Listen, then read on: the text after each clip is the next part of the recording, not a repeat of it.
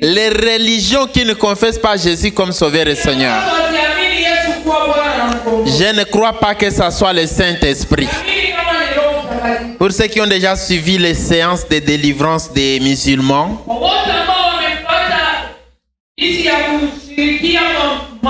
parfois ils tournent. Et puis ils donnent des prophéties. Parfois des prophéties vraies. C'est des tournures. Et puis pouf. Il y a des religions qui ont des stratégies pour donner des prophéties. Parce qu'à part le Saint-Esprit, dans le monde spirituel, il y a les esprits humains. Il y a aussi des esprits déchus qui peuvent vous renseigner sur l'avenir et sur le passé. Vous êtes avec moi? C'est pourquoi la Bible dit, dans 1 Jean chapitre 4, ne mettez pas votre foi à tout esprit, mais examinez les esprits. Tout esprit qui ne confesse pas Jésus-Christ venu en chair n'est pas de Dieu. Est-ce que le volume est bon? Ou bien je dois augmenter le volume? Tout esprit qui ne confesse pas Jésus-Christ venu en chair n'est pas de Dieu. C'est celui de l'Antéchrist. C'est pourquoi dans ces religions-là, vous allez écouter, ils critiquent Christ. Mais ils disent qu'ils ont la puissance de Dieu. Mais ils disent qu'ils ont la puissance. Tu ne peux pas critiquer Jésus et dire que tu as le Saint-Esprit. L'esprit avec lequel tu agis, c'est l'esprit de l'Antichrist. Je vous repose la question, est-ce que le volume est bon? Première condition, tu veux agir avec le Saint-Esprit? Sois sûr que Jésus est ton Seigneur. Sois sûr que Jésus est ton Sauveur. Alors toi qui as mis ta foi en Jésus, tu as déjà beaucoup d'avantages. Parce que quelque chose est en train de se passer dans ta vie.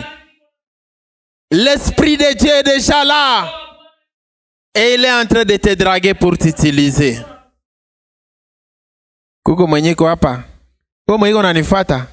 Alléluia.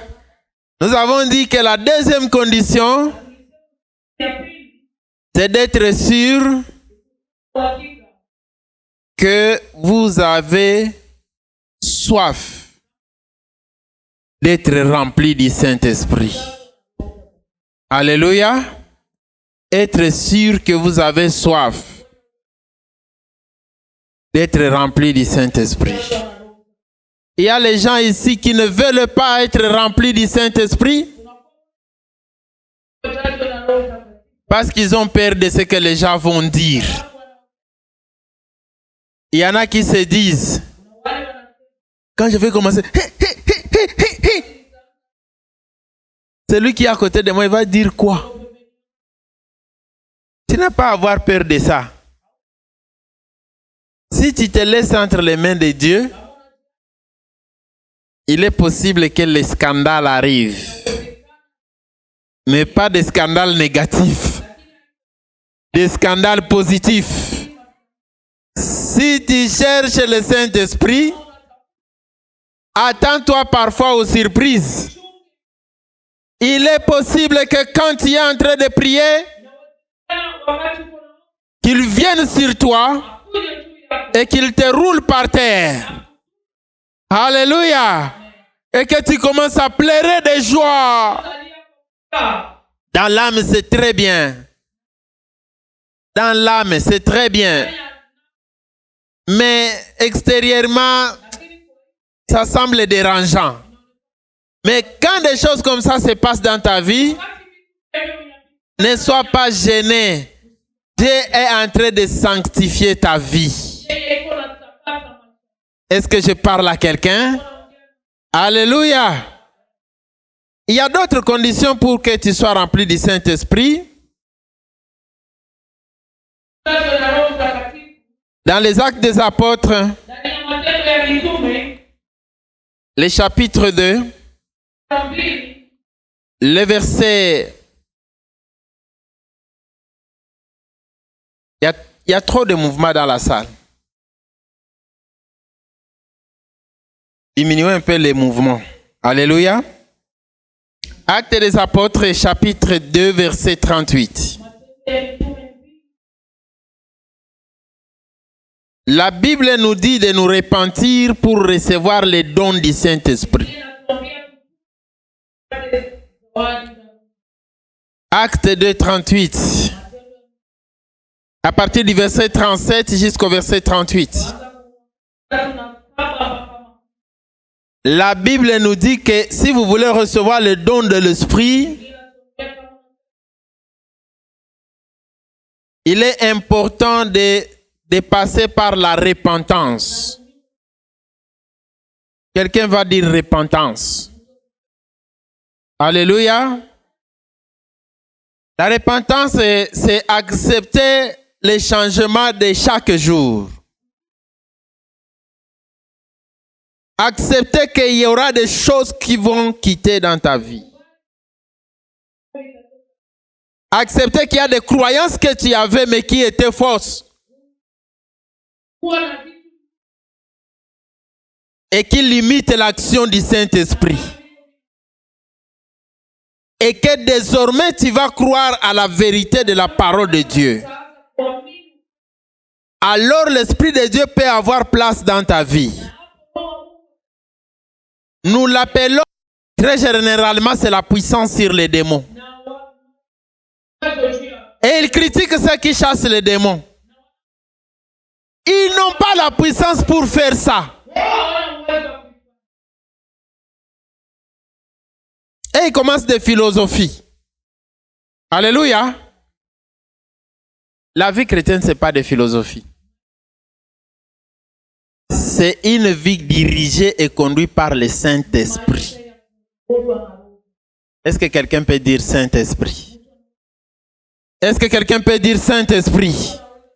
Dis-le encore piété. Piété, alléluia. Ça, c'est une valeur très importante. Je sais que même si je limite ma prédication d'aujourd'hui par là, tu as déjà saisi quelque chose. Alléluia. Mais je ne veux pas finir sans vous donner le message d'aujourd'hui comme je le disais. Lisons encore quelques passages. Acte 8, 14 à 19. Acte 8, 14 à 19. Et je vais revenir sur la lecture qu'on a fait précédemment. Quelqu'un peut toucher mon microphone, c'est pas vraiment bien.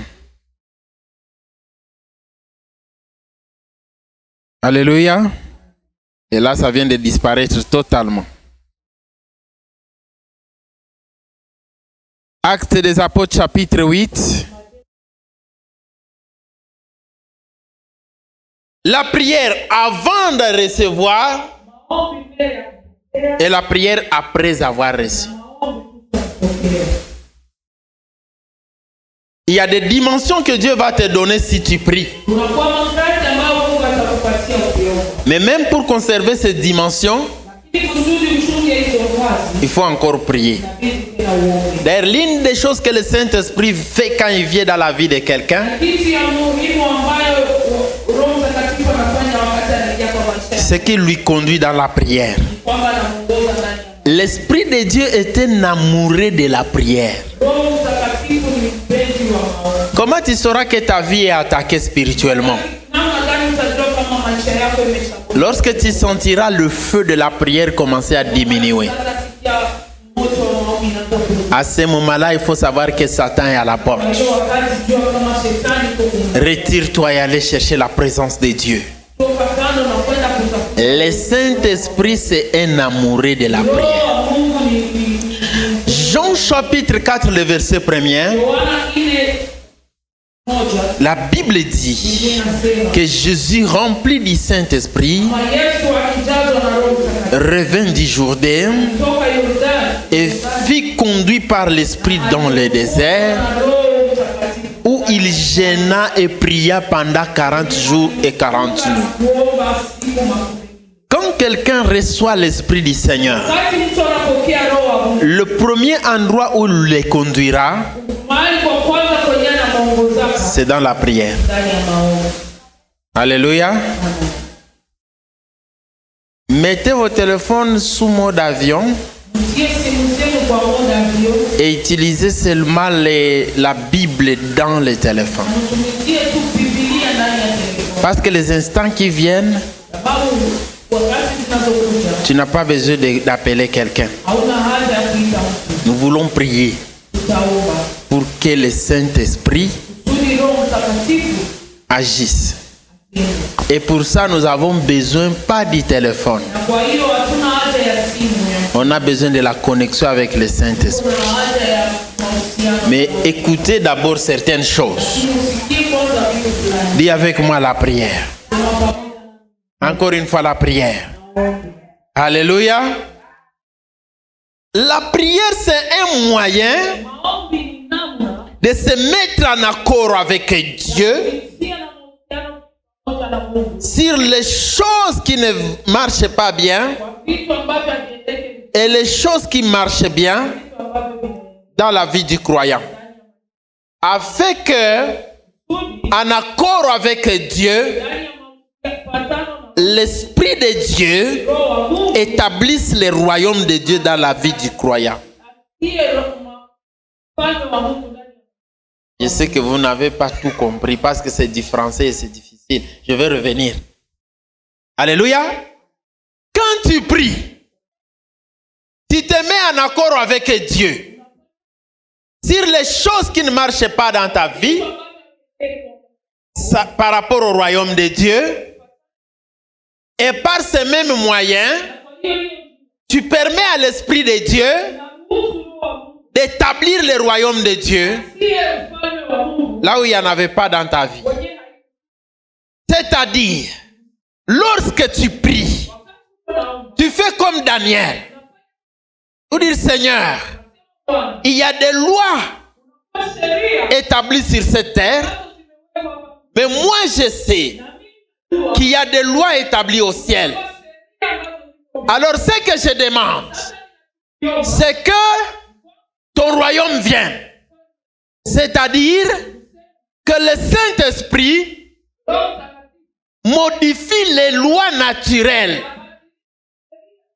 dans lesquelles je suis en train de vivre maintenant, pour que je puisse commencer à vivre selon les lois du ciel. Alléluia. Comment Daniel l'a fait? Daniel a lu l'histoire du prophète Jérémie. Le prophète Jérémie a prophétisé en disant ceci. 70 ans après, le peuple doit sortir de Babylone. Mais quand Daniel observe, 70 ans s'étaient déjà écoulés, mais le peuple est toujours esclave. Et il dit, something don't going well. Alléluia. Je pense que le prophète Jérémie n'était pas un faux prophète. C'était un vrai prophète. Quelque chose doit se passer. C'est qu'il y a un problème au ciel. Bien-aimé dans le Seigneur, il y a beaucoup de prophéties sur ta vie. Il y a beaucoup de prophéties sur ta vie. Même les temps de l'accomplissement de ces prophéties sont déjà passés. La chose dont tu as besoin maintenant, c'est la prière.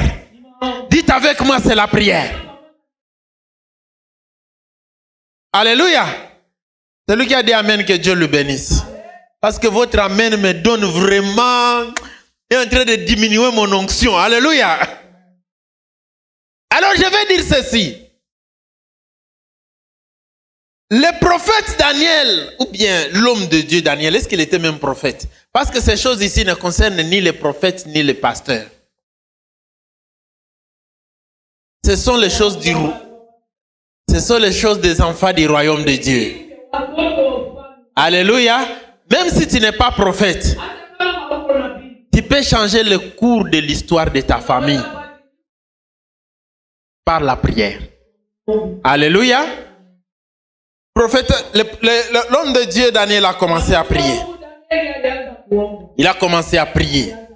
Au fait, c'était un chef, un gouverneur. Alors, il a commencé à prier. Il a dit, moi, je ne vais pas manger jusqu'au jour où Dieu me répondra. Parce que je sais une chose. Dieu existe et il est le rémunérateur de ceux qui le cherchent. Donc, je prierai jusqu'au jour où je verrai Dieu agir. L'Esprit de Dieu aime ça. Il aime ceux qui le cherchent, sachant qu'il existe et il va faire. Alléluia. Il n'aime pas ceux qui le cherchent un peu et puis il quitte un peu.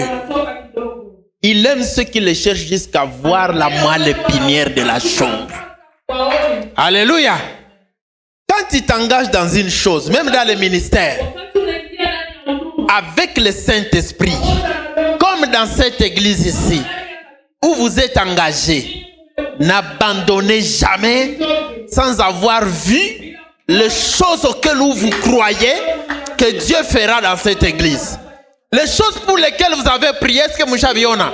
Si tu ne les as pas encore vues, n'abandonne jamais. Dis Saint-Esprit, moi avec toi, jusqu'au jour où je verrai ces choses. Daniel n'a pas mangé. Les gens lui posaient les questions. Okolia, mon colonini, papa.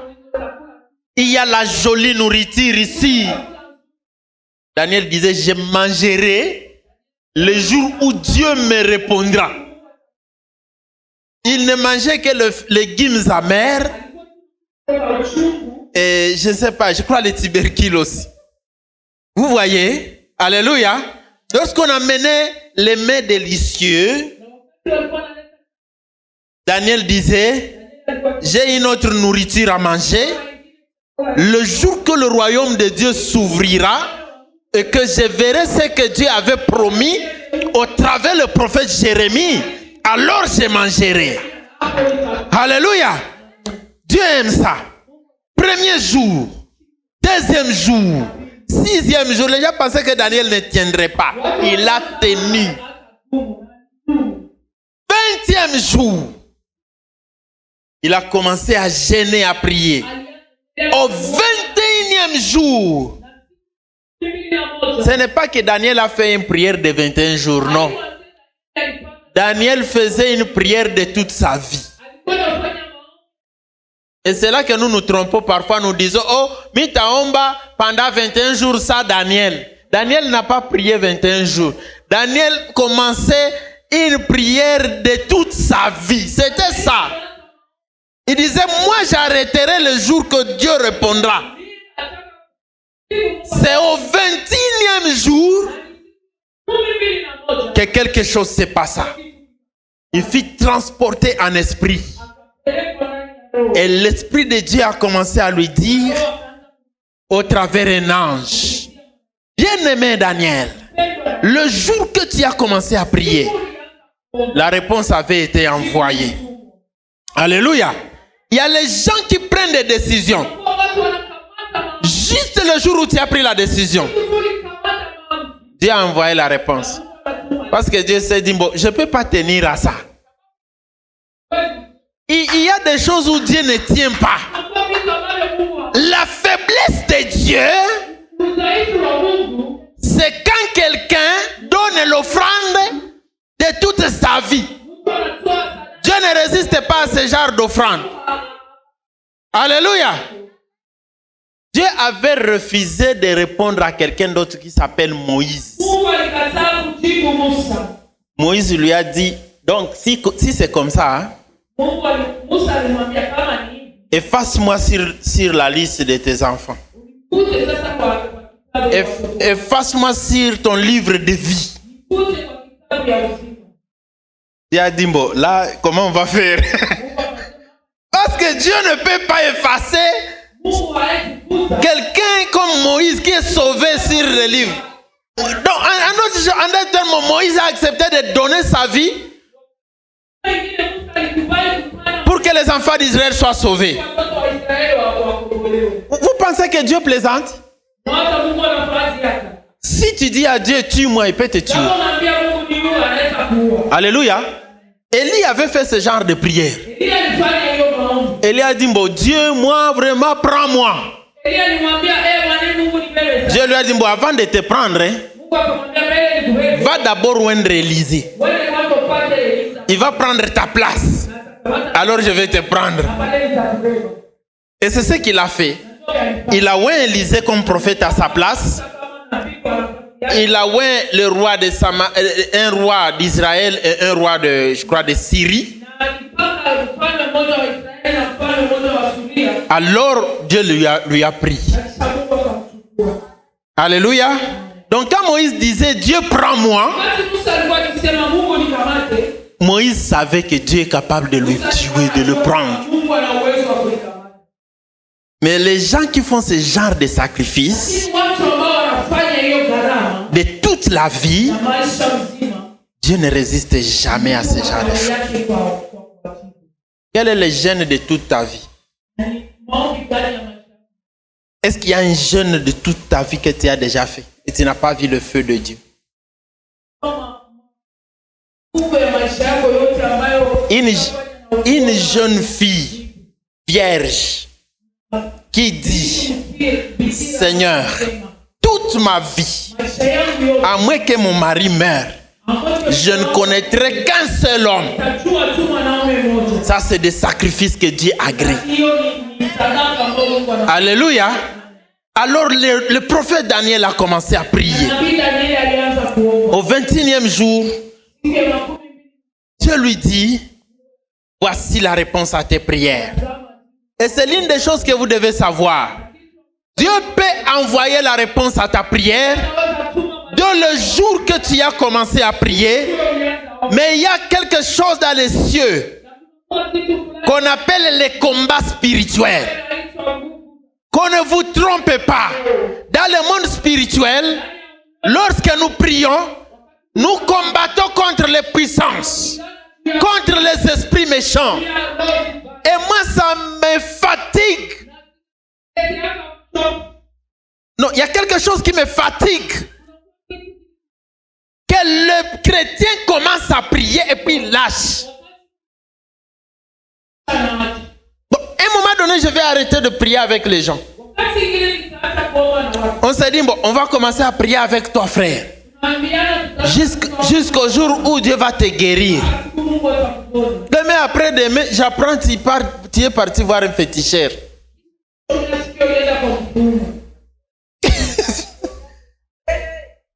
Et puis on va continuer comment? Il y a quelqu'un à qui j'ai dit cette semaine, frère, est-ce que tu ne vois pas que tu me fatigues? Qu'est-ce que je fais ici? Parce qu'il commençait à me raconter des histoires. Oh, apparemment, on est parti voir les féticheurs. Il dit, quand on était parti, tu n'étais pas au courant? Il dit, j'étais au courant, mais depuis quand on avait commencé à prier avec toi? Tu peux encore supporter des petites choses légères comme ça? Hein? Les hommes de Dieu, parfois, il faut arrêter de prier avec certaines personnes. Il faut refuser carrément. Parce qu'ils vont vous fatiguer. Nous sommes en combat. Nous avons un cas ennemi. Toi, tu collabores encore avec un cas ennemi. Et puis, tu veux encore que je te recrute dans mon royaume.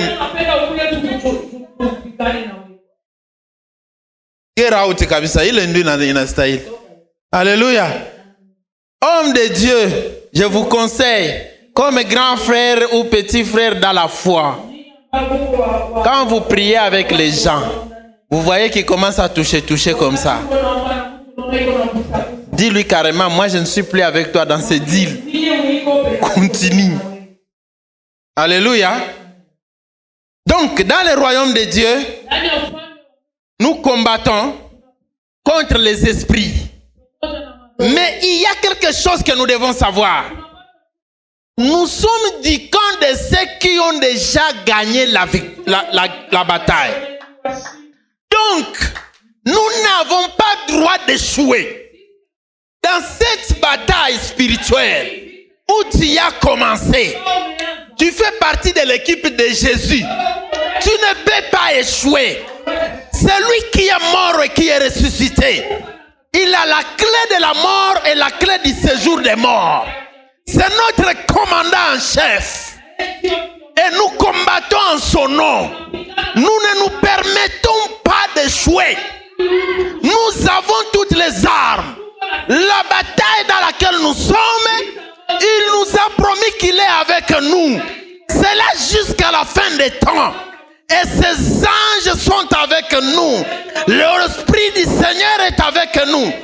Comment pourrons-nous échouer? Notre commandant en chef est là.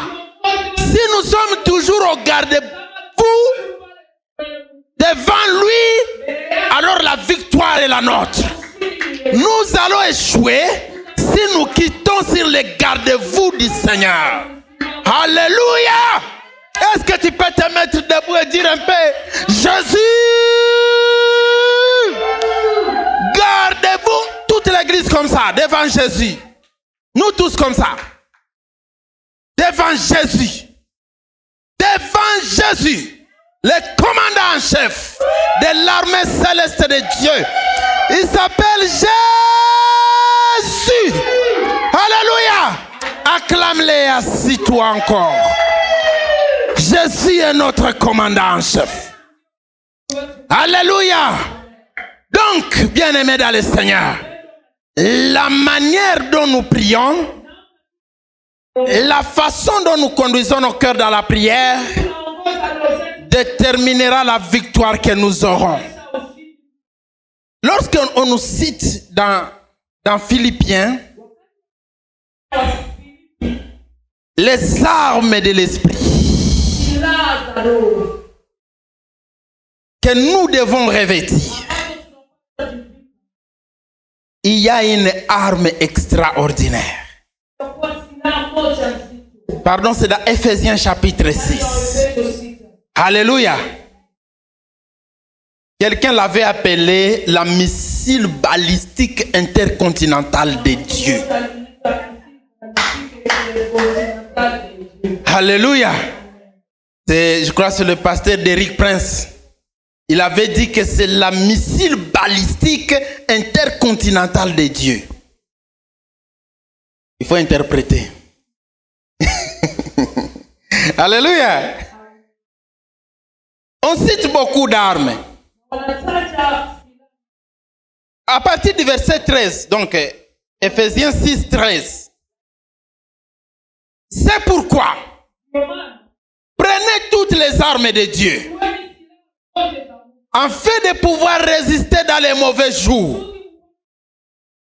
et tenir ferme après avoir tout surmonté. Tenez donc ferme. Oui, ayez à vos reins la vérité pour sentir. On va compter les armes ensemble. 1, la vérité. Dis avec moi la vérité. Alléluia. C'est la ceinture du chrétien. Lorsqu'un chrétien est un menteur, il est déséquilibré. Et sa foi n'est pas ferme. Donc la vérité, c'est la ceinture du chrétien. Mettez à vos chaussures, à vos pieds plutôt, pour chaussures. Donc vous allez mettre les chaussures à vos pieds. Et les chaussures en question, c'est les ailes que donne l'évangile de paix.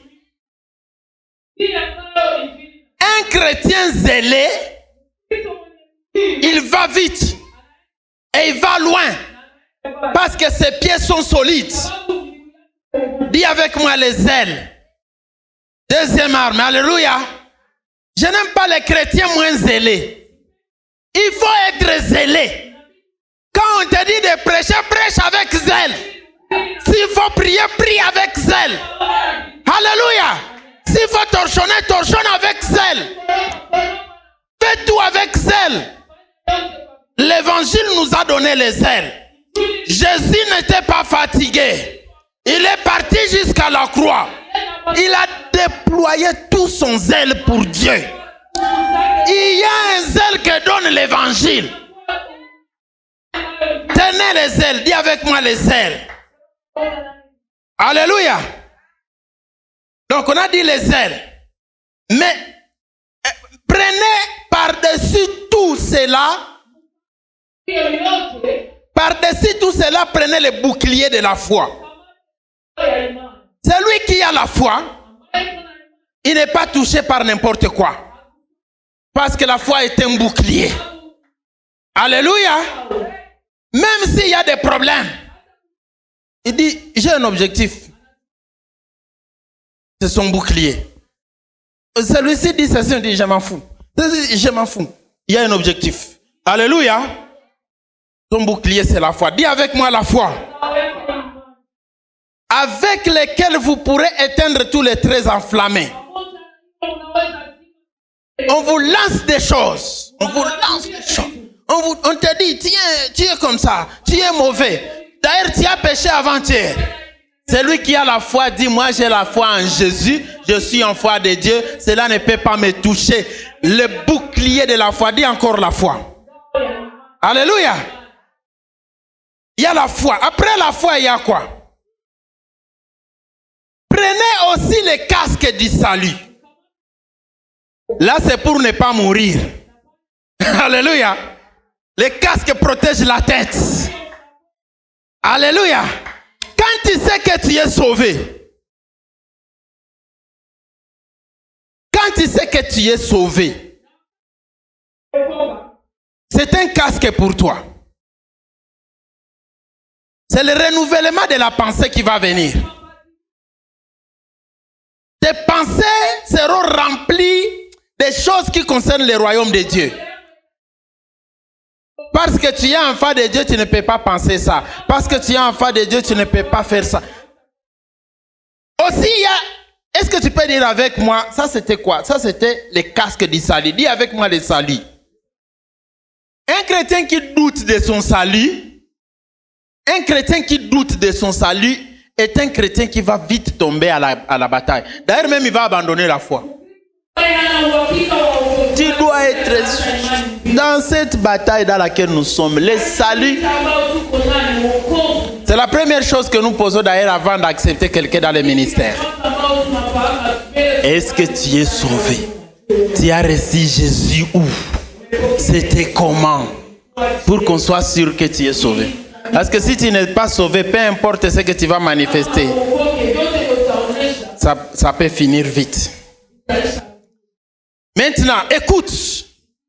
La dernière arme, la missile qui va toucher de l'Afrique vers... Ah, je ne vais pas citer un continent d'autrui. Alléluia. Si tu as cette arme-là, tu peux être au Congo et tu bombardes en Amérique.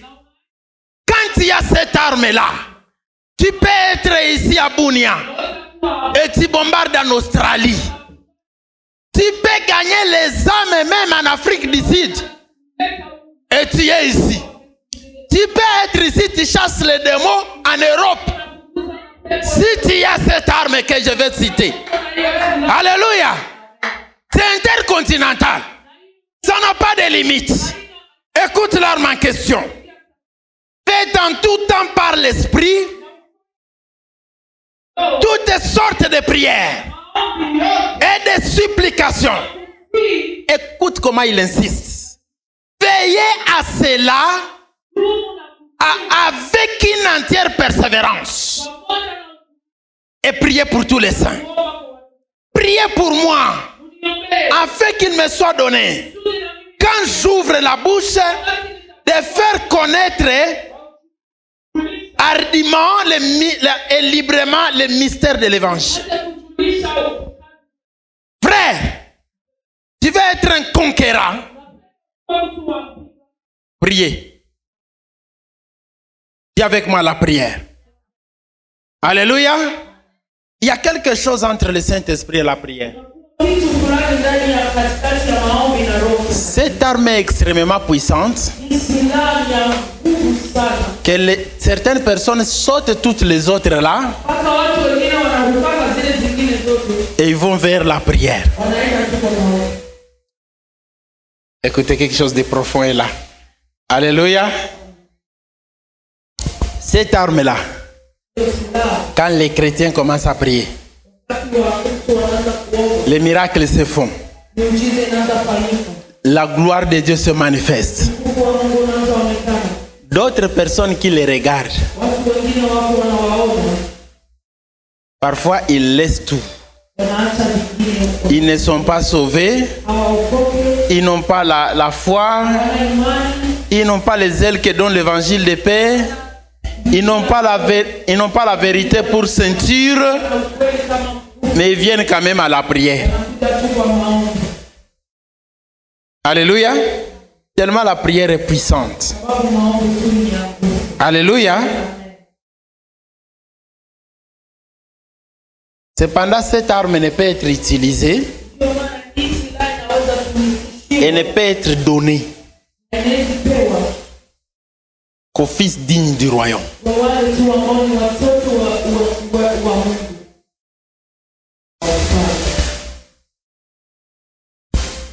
Que Dieu nous donne